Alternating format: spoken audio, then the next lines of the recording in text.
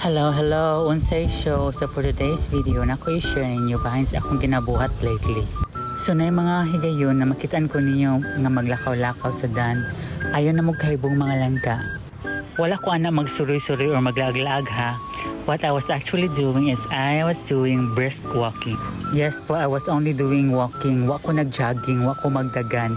I was only doing brisk walking po. Kana bitong maglakaw nga magdali-dali, murag nagiapas. Wala siya ang brisk walking. Imagine nga ka ng kalibangon na kahit ka na kinahanglan na ka mo ato sa CR, nagpugong-pugong ka, pwede mo dagan, pero kinahanglan ka magdali-dali. Wala siya ang brisk walking mga langka.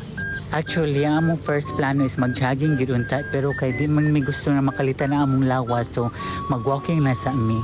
Kay lisod na kaayo basig mabughat niya ang atong laming lawas if kalita nato og jogging. Ame. So para nako nindot pud ba siya og effect not just physically sa atong lawas but mentally pud. Kanang yung mga panahon nga di ta makasabot sa atong nahuna mo tag ang sayatihon og pinakalit. So kaysa magtagay-tagay ko para maisang akong mind, may pag mag-brisk walking na lang ko. Diba, nakasave ako og kwarta. Tihik lang siya kay Gads. Bitaw tinuod bitaw, after na ako mag-brisk walking, after na ako maglakaw-lakaw is magaan akong pamati.